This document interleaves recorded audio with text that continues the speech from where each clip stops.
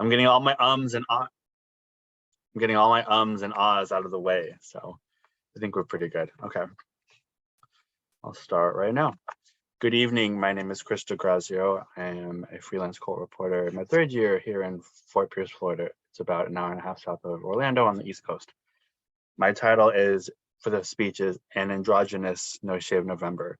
If you're familiar with what No Shave November is, I'll make a brief explanation so you won't have to hear it multiple times or hear something you already are familiar with. But it's basically the concept of people, men specifically to my knowledge, is how it originated, but now I believe it's anyone's, whoever wants to go a month in November without shaving, although it makes more sense for men, facial hair wise, to not shave, and whatever money or costs that they would accrue or spend on shaving razors or replacements or shaving cream, they would donate just to this organization or to whatever charity that they choose for the purpose of cancer research.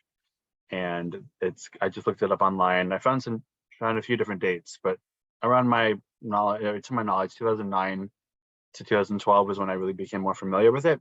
I did this one time, I would say probably in 2015 or 16 is when I did my first No Shave November. I was a student, I lived in Colorado, and it was easier because it was cold, winter vibes, and the whole lumberjack, vibe kind of worked with me in the winter and the December months, and I guess November as well. But my point of this now, and the interesting perspective I have, is not only am I no longer a student, I'm also a court reporter. So I'm navigating kind of my sense of not identity, but how I want to represent myself as a court reporter, both to be genuine and authentic to who I am, but also to represent myself for other people, whether they're queer or straight, just to say you could also dress professionally and still maintain your sense of character or identity, not character, identity.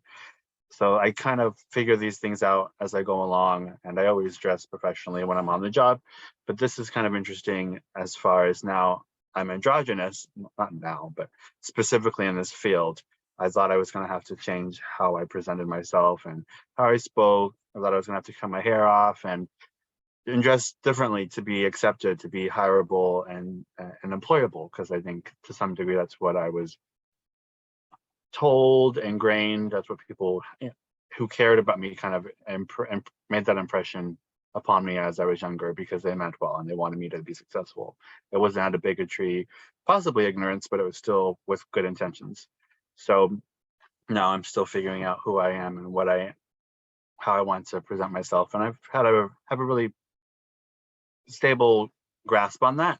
But this is just interesting, I guess, for the purpose of No Shave November. I wasn't really aware what that would look like, and I kind of just took it as, oh, I'm lazy and I don't want to shave.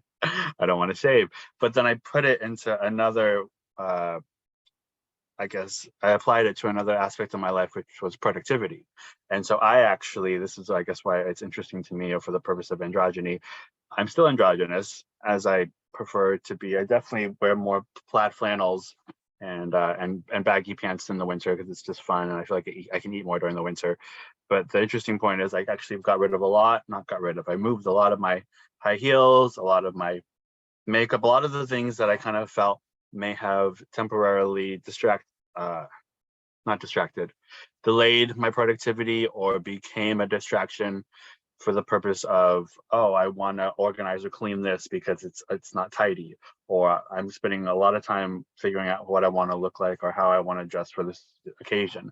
I'll still do that in December. I'll go back to all that silliness and frivolousness, and I have value in how we express ourselves or what we decide to wear. But this is kind of just interesting, I suppose. I'm on red for the purpose of my identity and also my productivity. And although my productivity has not increased yet, I am sensing a clarity in my mind as far as, oh, I don't have to spend as much time, these shoes, these pants, these heels, that bag, this it's kind of interesting for that purpose. So a silly little frivolous speech about No Shave November, but I'm also grateful to bring awareness to the purpose of cancer research and the importance of donating or spending our time however we feel fit And I think with philanthropy or charity work, it's best or easiest to get involved in baby steps. And so for me, this is a baby step. Thank you for listening.